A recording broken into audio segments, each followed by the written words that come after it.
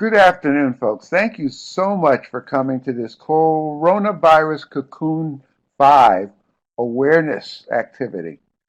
If you see on your screen the PowerPoint, the front page, I found out this one this morning.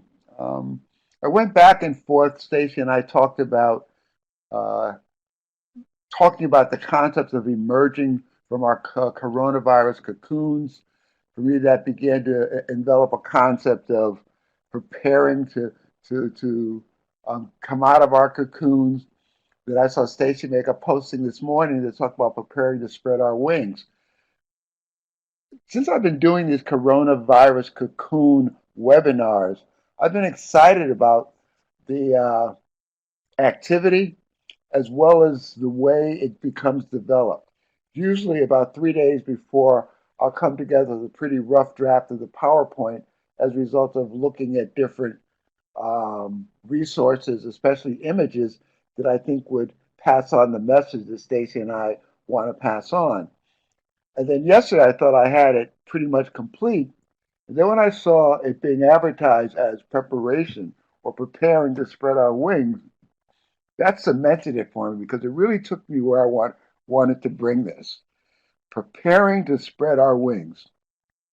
If you see this image of this long road going into the mountains, um, life must be a preparation for the transition to another dimension.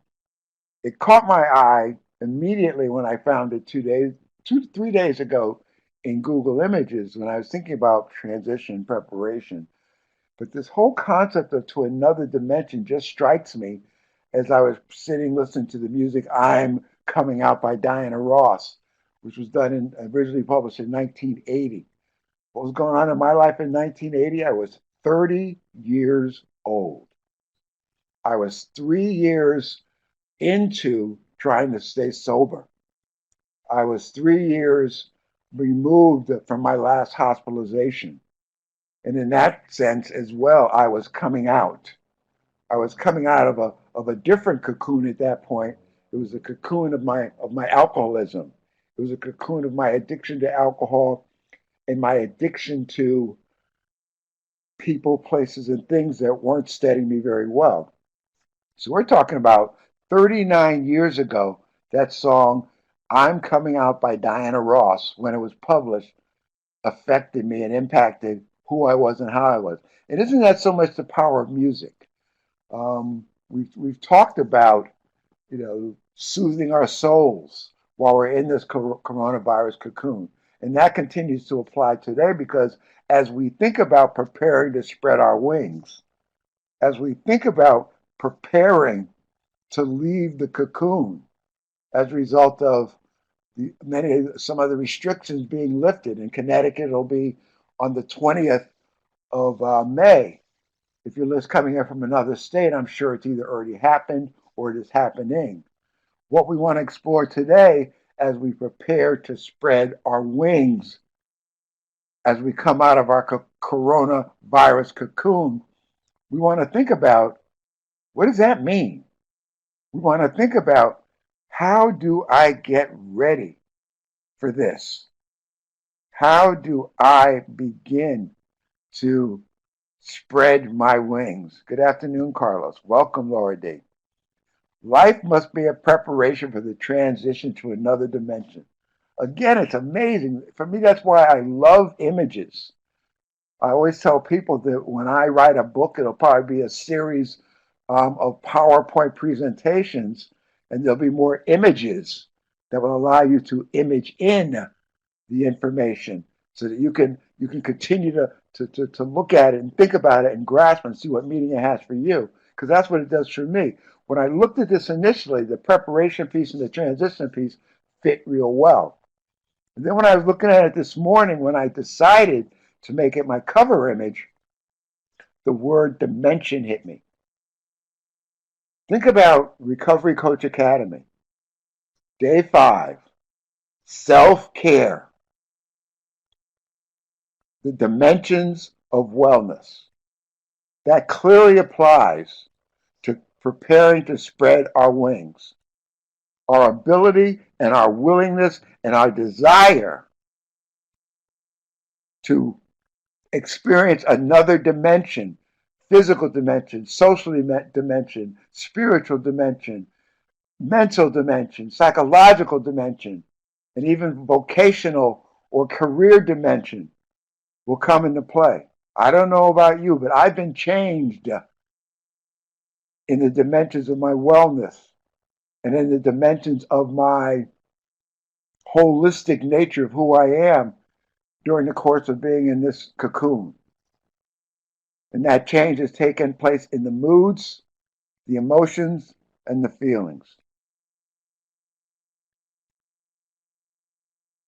Think about that. Think about the dimension, and more appropriately, the dimensions that you will begin to embrace as you move out of your cocoon and begin to spread your wings and begin to come out.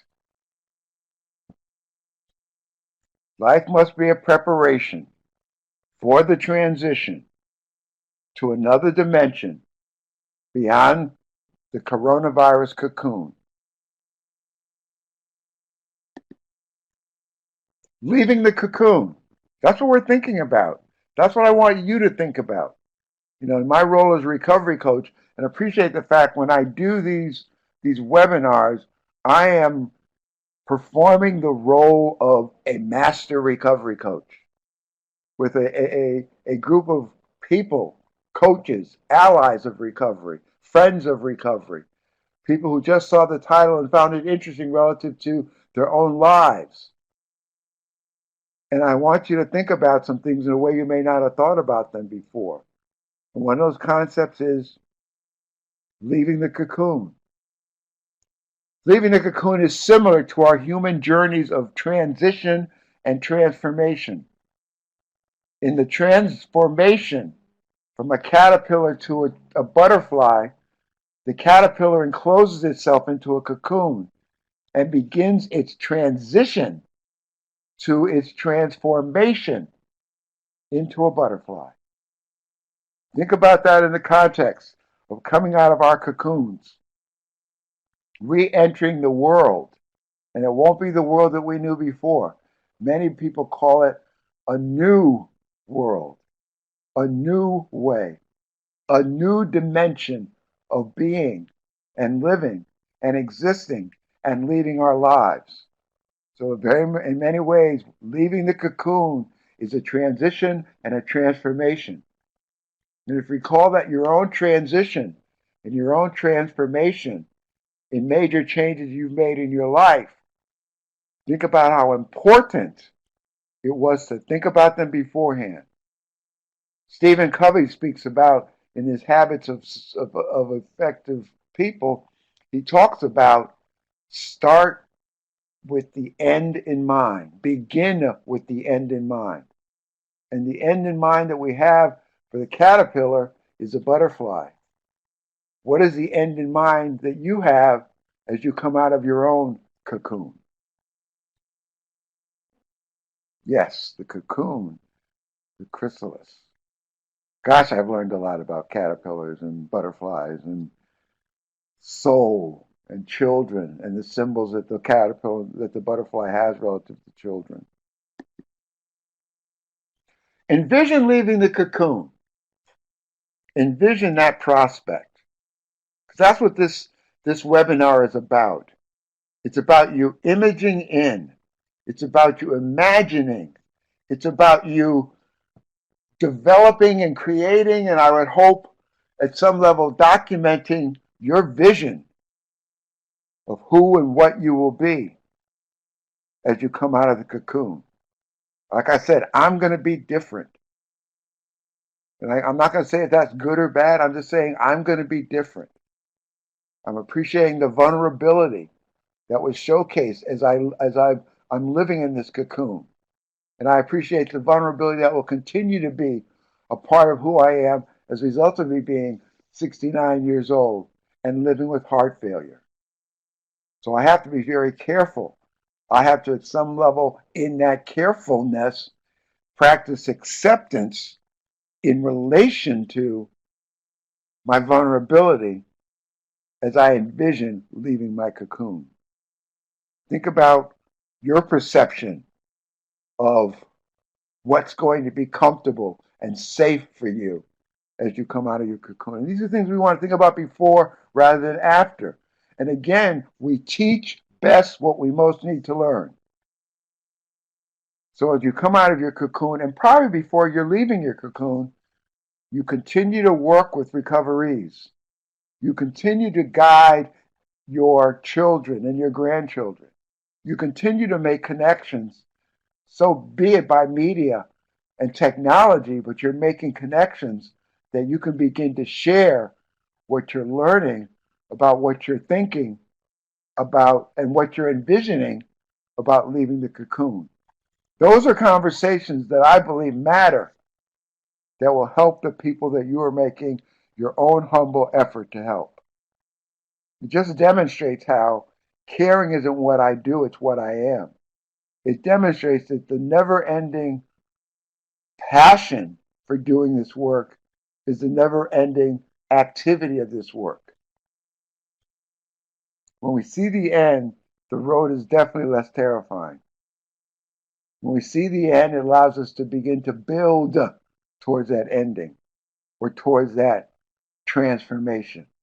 However, the beginning of any transformation is transition. And I'm going to spend some time helping you to think about the transition beyond the cocoon. Keep writing, folks. I enjoy the ability to have a collaborative learning opportunity, and I certainly welcome your comments and thoughts. So I'll get to as many of them as I can. So envision leaving the cocoon. Is it time to leave your coronavirus cocoon? Is it time for you to leave your coronavirus cocoon? I think that's one of the thoughts that came up as Stacey and I thought about this webinar, because I think some people have expressed fear, some people have expressed a passion to become free, and the whole realm of emotions and feelings and perceptions and thoughts and doubts and fears and all, it runs the gamut. It runs the gamut. A shared passion for living. Is it time to leave your coronavirus cocoon? And how do you know? How do you know? I would hope some of the work that we do this today, in the course of the next 40 minutes or so, will help you to know more, will help you to gain some direction in your life on how you are going to lead yourself out of your cocoon. Notice I didn't say live yourself out of it. I didn't say survive yourself out of it. When we lead our lives, when we lead ourselves out of the cocoon, we become the leaders of our lives. Just as we work to help recoveries to learn how to lead their lives. You teach best what you most need to learn. And the beginning of leading our lives is creating a vision. Envisioning leaving the cocoon is your responsibility to create a vision.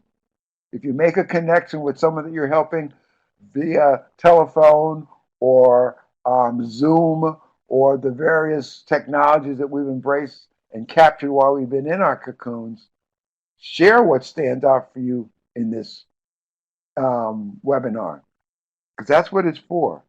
When you teach it, you learn it twice. You teach best what you most need to learn. So as we move through this, be gentle with yourselves, but also be honest with yourselves. Take responsibility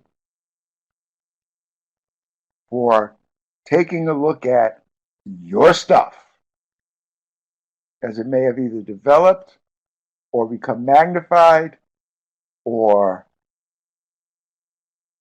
occurs while we're in the cocoon, because we're going to come out and we have a responsibility to help others, but we got to help ourselves first. Yeah, Sharon, the world will be different.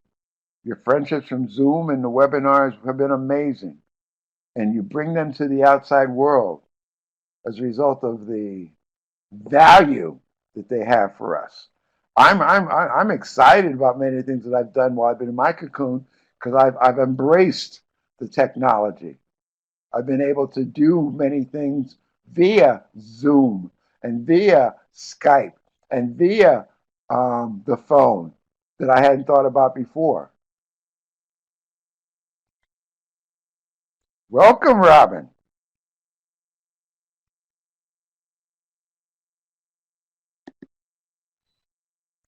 This is an image that I found several days ago, and initially it was going to be my cover image, and yet still applied to the work that we're doing. And if you can't see it, this is a picture of a half nude woman coming out of a cocoon. And it says, "Is it time for you to move to the next stage of your cocoon to butterfly transition?" This is what we want you to think about. Greetings, Ruth. Is it time for you to move to the next stage of your cocoon, of your butterfly cocoon, of your coronavirus cocoon to butterfly transition? And again, remember, transition leads to transformation. The butterfly just coming out of the cocoon has not fully formed its wings. That continues to be the transition process. And think about it in the context of you as well. When you come out of your cocoon, be open to what it feels like. Embrace what it feels like. Most importantly, be aware of what it feels like and how you think about it. And that will help you to spread your wings in the way that'll be most compatible to your vision of where you want, what you want to build from this experience. Is it time for you to move to the next stage of your coronavirus cocoon to transition and spread your wings? This is an image I'm pretty sure I've shown before, and this is the core of my work now. If you've seen this before, I would have talked before about the fact that in my own transition, as I await a human heart to replace the left ventricle assist device that currently keeps me in my world out of the hospital. It keeps my heart pumping and beating in such a way that I'm able to live and lead my life in a way that has been more than satisfactory. So I think a lot about transition. And for me, this is what I call my transition help framework. It starts with awareness, preparation, grow model, emotional intelligence, support, and grit. I'm going to share pieces of this, but again, this is the centerpiece of the work that I do now. And in many ways, I share it as much as I can because it is about transition. We spend so much time talking about transform people, transform people. However, in order to transform ourselves and help other people to transform, we need a framework of what that transition will look like. For many people, that transition is through programs like 12-step recovery, and the multiple pathways of recovery offer a framework for change, a framework for a transition process that will hopefully lead to a transformation. Remember that. Appreciate what your transformation to become who you are today involved. And I'd be surprised if it didn't at some level embrace many of these circles. So I want you to think about it now in relation to the transition out of your cocoon and into the what they call quotation marks around it, the new normal.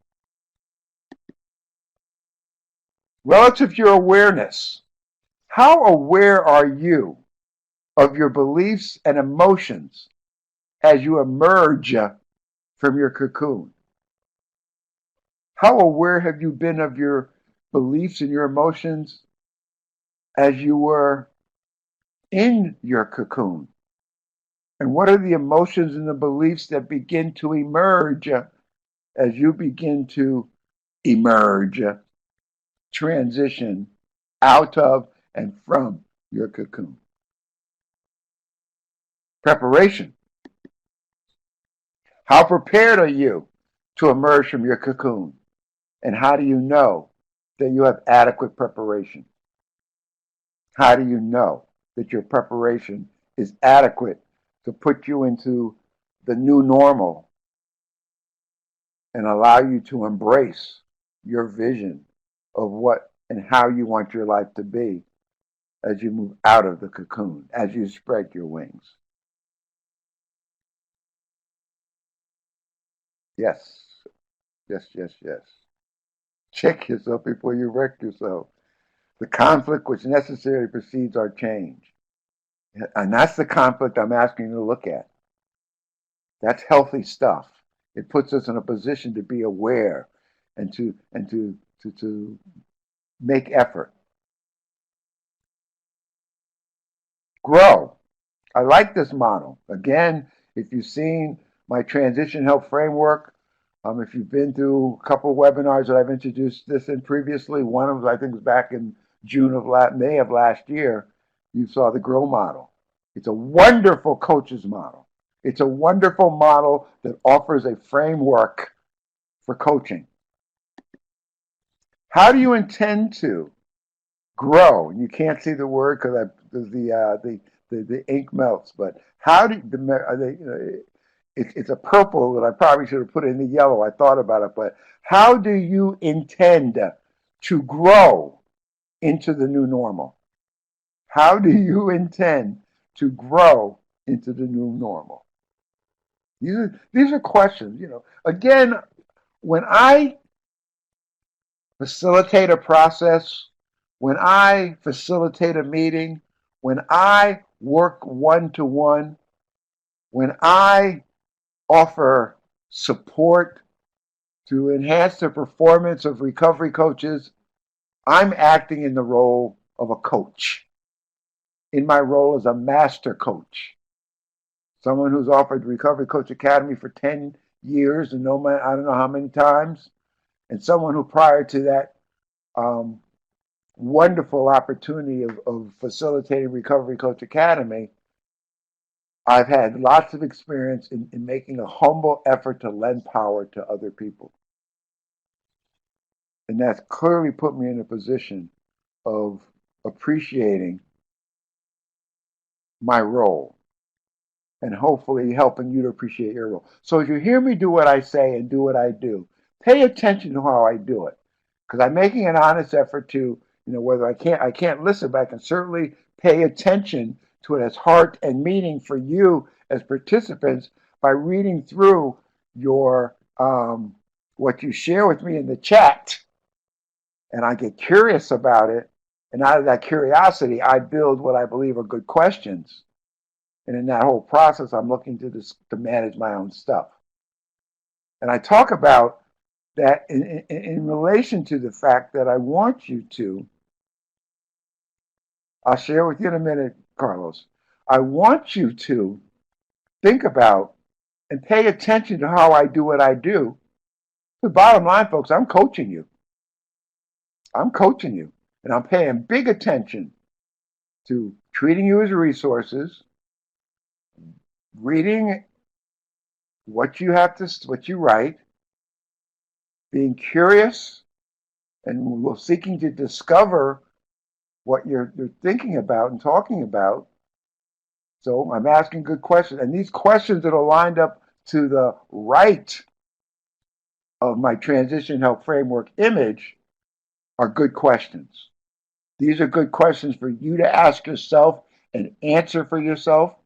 These are good questions for you to begin to have conversations that matter with people that you help and within the context of culture vision, or what I call supervision, where our visions come together and we help each other to move through the challenges that we face.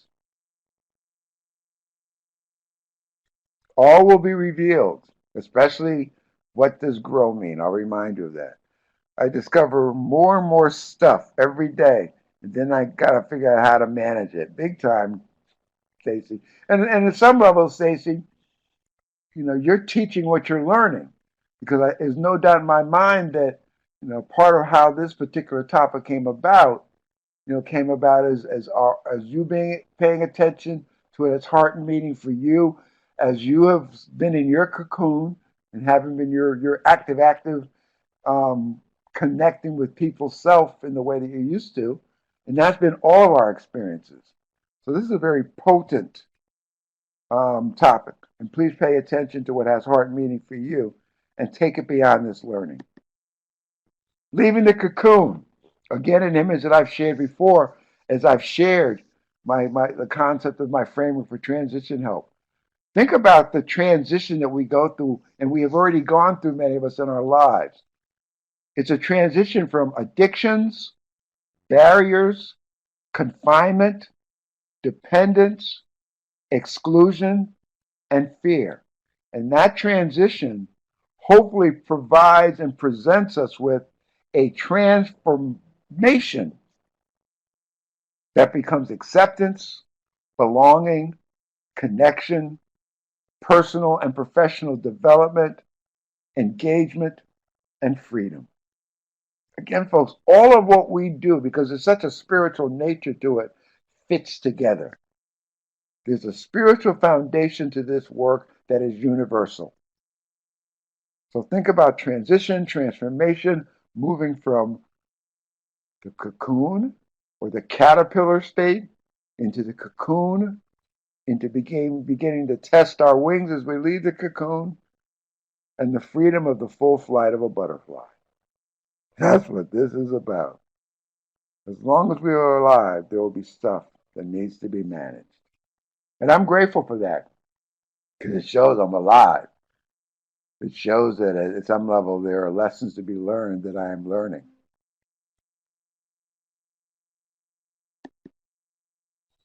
The transition to the new normal.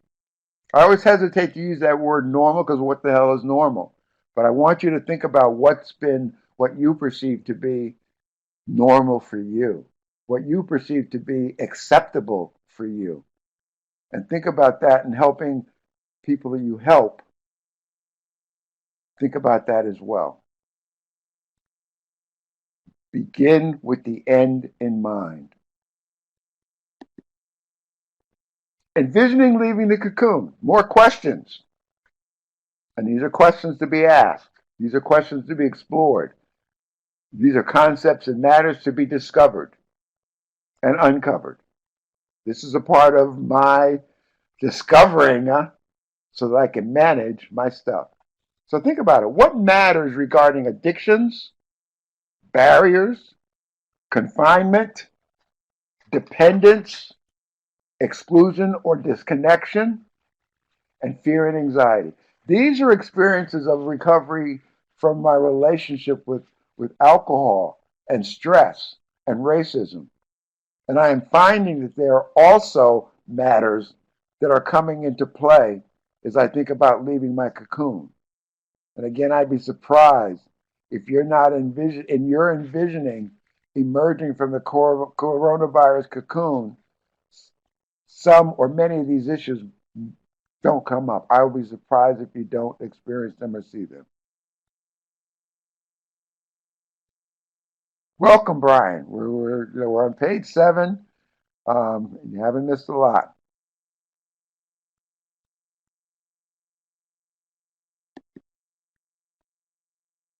There goes that image again, the transition help framework. Here I've got the word awareness, which is the beginning of the transition process. The awareness. Oops, what's that? There we go. My favorite image, the recovery coaching fundamental three-legged stool. I've got highlighted the middle leg of the stool because I want you to focus on discovering and managing your stuff. as we move through this webinar. I want you to focus on a key part of awareness is discovering your stuff.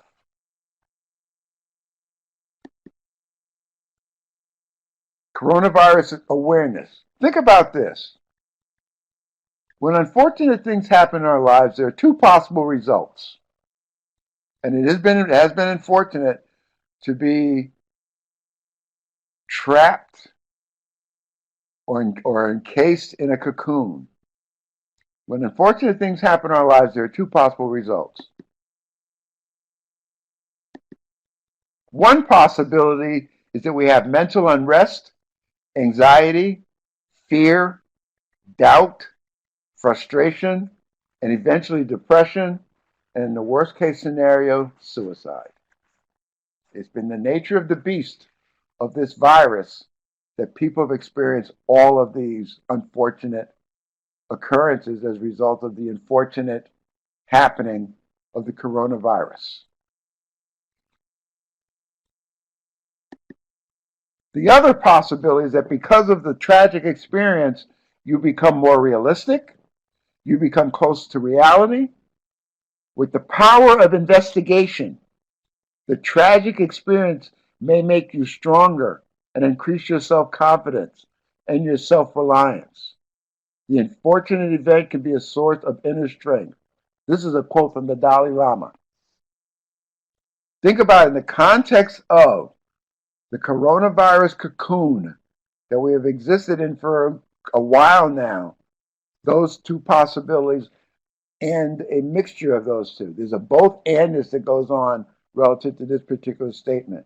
There is both unrest as well as becoming more realistic. And how are you going to lead your life as you emerge from this cocoon? Awareness speaks to getting our head out of the sand, understanding the root causes of our beliefs, our thoughts, and our emotions, and opening our eyes. Awareness, critical to the initial part. Think about step 1 of 12-step programs, the awareness that's critical to begin the process. I am aware that my life has become unmanageable. Envision leaving the cocoon. What matters regarding the 4 addictions? Addiction to intensity, addiction to perfection, addiction to the need to know, addiction to being fixated on what's not working rather than what is working. What do you envision mattering as you emerge from your coronavirus cocoon? What matters regarding these 4 addictions apply to our leaving the cocoon? I'm going to run through this because we saw this piece a couple of webinars ago when we looked at my favorite work by Angus Arian. I'm going to give you a quick run through, but again, I'm going to run through each of the bullets, hoping that you will look at it with an opportunity to discover what might be some of your stuff. Wake the flock up. Yeah. Okay, that's just my reminder. Discover your stuff so you can manage your stuff. Doesn't matter as you emerge from your coronavirus cocoon that you might have become addicted or are addicted to intensity. This is demonstrated by people who have a low tolerance for boredom. Think about that in the cocoon. Life becomes too dull a routine. Intensity addicts will dramatize, sensationalize, and exaggerate their life experience in order to feel alive. And many intensity addicts will use drugs, alcohol, and sex to intensify their experience and create the illusions of more vitality and aliveness. No doubt, this has happened for many, this addiction to intensity while in the cocoon, because the opportunities to explore and act on that intensity that may have more helpful prospects were shut off by our seclusion within the cocoon. avoiding endless projection into an unknown future over which I have no control. Exactly. So believe it and live it. Again, the reminder, discover your stuff. You can be an intensity addict or an ongoing intensity addict and having stopped drug or alcohol use. Think about that. When your life becomes dull or routine, how do you respond now that responding to alcohol has been demonstrated, or responding to drugs, or responding to sex, or responding to through the problems in living that help us to deal with the intensity? How are you surviving in the cocoon, and how will you survive as you leave the cocoon? Does this matter as you project emerge from your coronavirus cocoon? The addiction to perfection, little tolerance for mistakes, little tolerance for exposure vulnerability. Equate vulnerability with weakness rather than strength. Gosh, I'm admitting that I'm old when I verbalize that I'm 69 years old and I am vulnerable as I leave the cocoon. I expose that vulnerability. I must, in order to accept what I can't change and what I must change.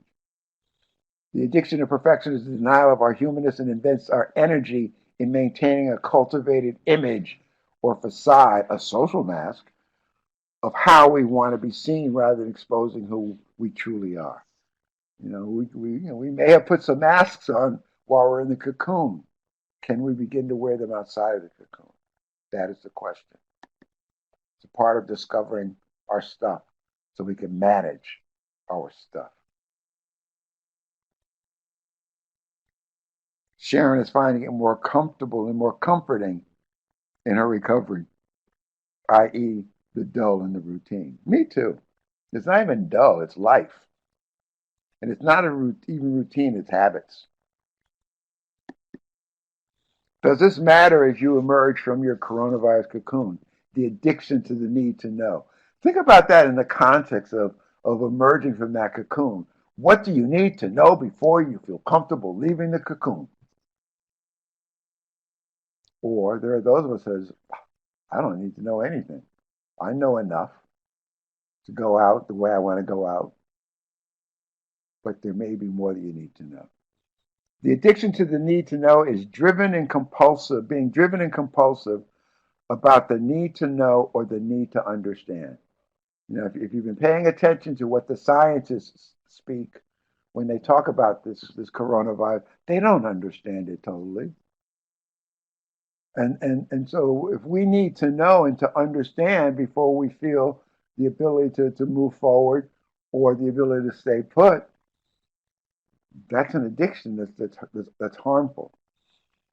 The addiction to the need to know is disliking surprises or unexpected events. You know, how comfortable with you with the unexpected event of being in a cocoon for 2 months, and how comfortable for you to move out into your world and not be able to engage in everything that you did before you were in the cocoon. The addiction to know is being the master of control with strong trust issues. Think about the challenges that we have in trusting who we listen to or who we hear relative to this virus and its course.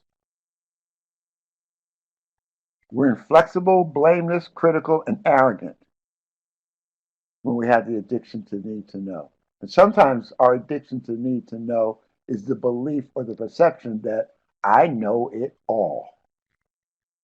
Not. I just heard that there are folks with quarantine FMO, fear of missing out. They see others as social media posting that they are doing things and they fear that they are not doing anything productive with their time since they are quarantined. It's amazing that outer reach for inner security or that outer reach for knowledge and wisdom. And we don't know where the hell or who the hell is coming from and what their motives are. I think that's the power of discovering my stuff and appreciating these addictions and how these addictions may affect my stuff.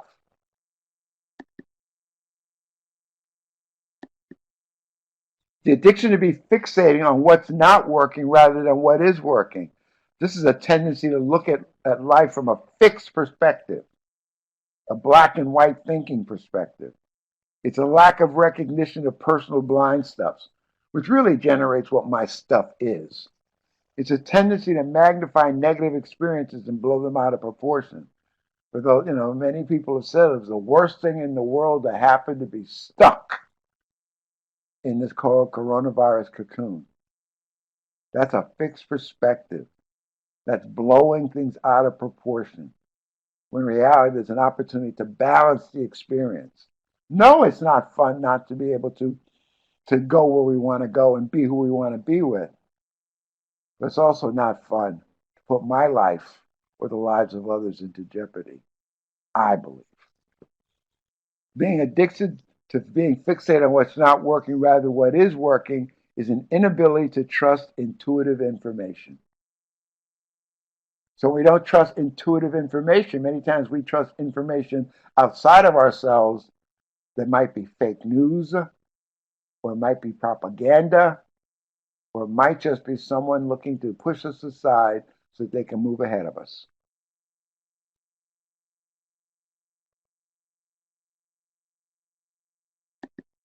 This is all about discovering your stuff.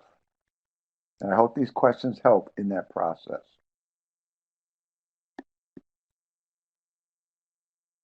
There's a cocoon. And the question is, how's the coronavirus cocoon working for you? How's the coronavirus cocoon working for you? And again, folks, appreciate the both andness or the potential of both andness to this response. It is both a plus and a minus. It is both good and bad. It is both helpful and unhelpful. And appreciate it for what it is, not what you want it to be. So how's the coronavirus working for you? And that's an image of a cocoon. How's the coronavirus cocoon working for you in your cocoon? Is this you? With your head slumped down, your shoulders hunched, and the response to how are you doing? I'm okay. And you're dragging stress. That little ball says doubt and anxiety. What a powerful image. Is that you in your coronavirus cocoon? Has that been you? The duality of the nature of life itself, the both andness.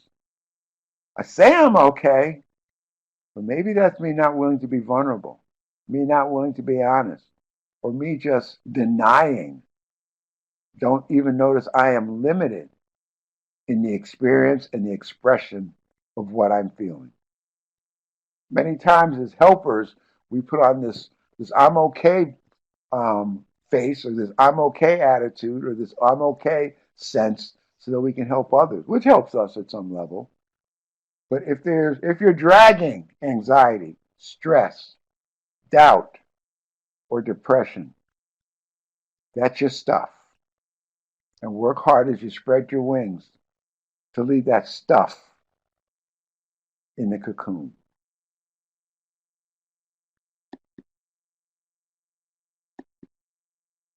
How's the coronavirus cocoon working for you? Does it express itself in depression, fear, anxiety, arousal, accidents, trauma, behavior, low mood?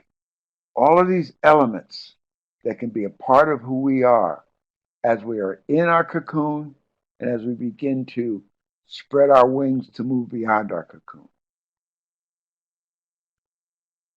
How's the coronavirus cocoon working for you? And I could have put working on you. Because sometimes this stuff works on us to the point that our awareness is not sharp. Remember, we're talking about awareness here. How's the coronavirus cocoon working for you? This one might be a little bit harder to read, but what it talks about is It's being in contact. Are you in your cocoon in contact with the present moment? Being in the now, being psychologically flexible, being present, open, doing what matters to you, practicing acceptance and willingness, open to whatever comes, practicing thought diffusion, observing thoughts as they come and go without attaching meaning or judgment, detaching from those thoughts, especially the negative ones, practicing in your own chosen values, knowing what matters in your life and what can guide your behaviors in your life, and committed action, effective mental and physical actions guided by values. How's your coronavirus working for you? Hopefully, more than not, it's working in this way. You're psychologically flexible, you're present, you're open, and you're doing what matters to you. And we'll continue to do that as you spread your wings.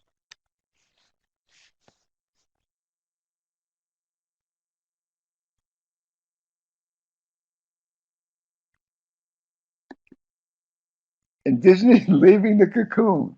I loved it. Doesn't it? I mean, for me, it honestly looks like, being in a cocoon, if I can envision what that might look like. And for me, it might also look like, the child in the womb. But envisioning leaving the cocoon, envisioning getting beyond the anxiety that has been so focused, and the worry, and the angst, and the sweating, and the stress, and the fear, and the scared feelings, the panic attacks, the tenseness. These are experiences people have had in this cocoon or a shower. Yeah, that's another one. Okay. The anxiety of living in the cocoon. What matters regarding fear, anxiety, and depression as you envision emerging from the cocoon, coronavirus cocoon? Are you going to take that with you? Are you taking that with you and not appreciating how depressed, how anxiety provoking, and how fearful it not only was living in the cocoon, but it's not easy to step out of that cocoon because we don't know what we don't know, what's in the environment that we have been so isolated from. And that's a proper fear. That's a proper anxiety. And that's a proper potential for depression. But how do you envision that? And how do you discover that in yourself and others? And help others to talk about and think about it. Preparation. Proactive preparation powers peak performance. This applies in every area of living. As I talk to you about recovery coach performance support, I will say to you, proactive preparation powers peak performance. As I'm chatting with my grandson and we're talking about his future, or my granddaughter, and we're talking about their future, or their exams, or their workload, or their athletic activities, proactive preparation powers peak performance is the message I pass on to them. And I'm passing it on to you to help you to think about being proactive in preparing to spread your wings as you prepare to leave the cocoon. Wow, this looks familiar. It's the preparation stage from the Recovery Coach Participants Manual from Recovery Coach Academy. Embrace it in a different way. Embrace it in a way that you are looking about, one, for yourself, preparing yourself to move beyond the cocoon. Two, for people that you care about and you care for, to help them to prepare, to move beyond the cocoon. The important concepts here are proactive preparation powers peak performance again. And you've already got a framework for preparation. Be proactive in it, please, folks. Please be proactive. Please be proactive. if I go back, instead of the recovery task, it's the recovery coach task to move from preparation to action as you spread your wings to move beyond the cocoon. Versus the recovery coach role in this preparation stage, if coacher vision comes to play. Hang out with other coaches. Coaching coaches and coming beyond out of the cocoon. Very powerful topic for a coacher vision session. Think about a Zoom session where you coacher vision each other, where you bring that concept to play as you move beyond the cocoon. Good stuff, Woodard. You teach best what you most need to learn. So many of you have taught the stages of change. Lead them with a vision and live them. That's what I'm suggesting as you begin to spread your wings to come out of the cocoon. And again, this is about discovering and managing your stuff.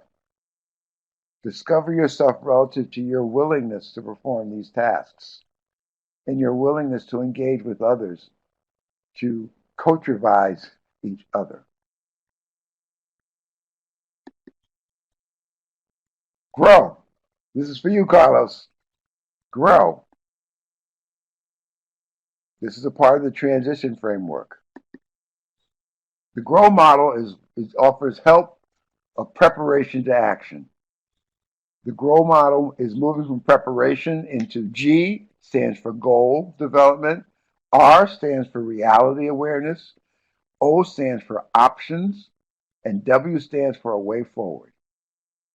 Through goal development, through living with reality, and in reality, especially in the environment of the new normal, looking at our options and finding a way forward. This is how we help recoveries, and this is how we help ourselves to prepare to act in being in the new normal.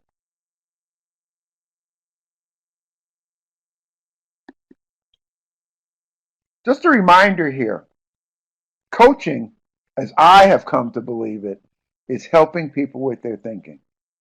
I think one of my most powerful, or what I want to call it, skills in coaching, in mentoring, in helping, in grandparenting, is my ability to help people to think about things in a way they haven't thought about it before. That's how I help people with their thinking. I don't tell them how to think. That's treating them like an object. I share how I think, and I ask good questions out of curiosity to explore how they are thinking. And we talk about their thinking. Those are conversations that matter. Grit. I decided to add this only because I could talk about emotional intelligence, but we talked about emotional intelligence in a previous webinar. We all talk a lot about support, and at some point I'll come back talking about it. But we don't talk enough about grit. My granddaughter has grit. She demonstrated grit on a couple of occasions to me. A couple of years ago, my granddaughter tore her ACL and had a meniscus tear. And she said, and Grandpa was sad and beyond repair. And I was telling her how sad I was for her. And she looked me in the eye and she said, Grandpa, minor setback, big comeback. And she did it. After she worked with physical therapy, which she now wants to be a physical therapist, as a freshman at Eastern Connecticut State University, she decided she wanted to be a physical therapist, but she went back and she played soccer in her last senior in high school. And she went back and was a part of a state championship basketball team. And she was a vital cog. She walked on to Eastern Connecticut State University as a walk-on, no scholarship, and won a uniform on the team. That's grit. And I want you to think about it. That's grit. And what is it? Grit is your capacity to dig deep, to do whatever it takes, especially struggle, sacrifice, and even suffer to achieve your most worthy goals. That's grit. And we need to talk more about grit. And we need to teach recoveries more about grit because that will help them to move forward. I asked my granddaughter about 2 weeks ago, did she have grit? And she said no, because she was in the throes of final exams. And picture that, doing those from home on computer. So there was there was doubt in her mind. And I reminded her, well, if you don't believe you got grit, I believe you got grit. And you know what? She talked to us yesterday. She's done well in her exams. And she was feeling more confidence. She was feeling more self assurance. And I asked her yesterday, you got grit? Yeah, Grandpa, I got grit. Grit is growth. It's your propensity to seek and, and consider new ideas, additional alternatives, different approaches, and fresh perspectives. Grit is resilience, your capacity to respond constructively and ideally and make good use of all kinds of adversity, like being in coronavirus cocoon. Grit is your instinct, your gut level capacity to pursue the right goals in the best and smartest ways. And grit is tenacity, the degree to which you persist, commit to, stick with, and relentlessly go after whatever you choose to achieve. That's how you begin to spread your wings well. That's how your wings will develop in a way that will make the confinement of the coronavirus cocoon well worth our while. Do it with grit. Do it with grit.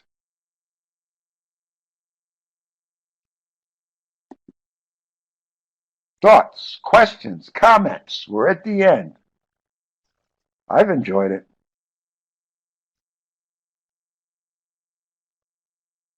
Thank you, Michael. Thanks for coming again and again and again. I appreciate your input and I appreciate your participation. Thank you, Carlos, Deborah, Eric. Welcome, guys. Oh, Stacy, thank you. Stacy and I get together. She has a vision, I have a vision, and it becomes this super vision that produces this webinar. Thank you, Stacy.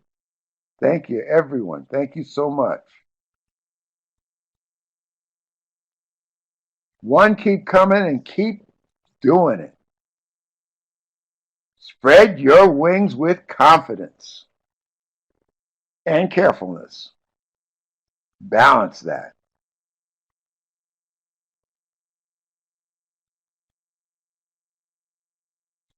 Miss you too, Robin. Welcome. Oh, John, is always a pleasure. Oh, I intend to stay safe. Yeah, I continue to try to wake the flock up. I appreciate the opportunities that I get to do this. It keeps me alive, or it keeps my passion alive. And believe me, it's making my vulnerability well worth it and acceptable. Oh, please get the PowerPoint, folks. Make it work for you. Teach what you've learned. Take a takeaway and share it. Yes, I live in Middletown. I live right on the Middletown Cromwell line.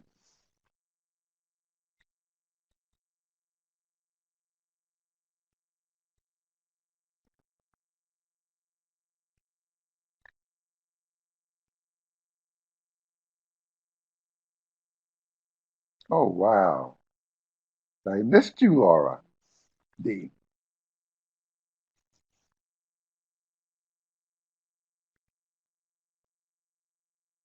Thank you, thank you, thank you. Everyone, thank you.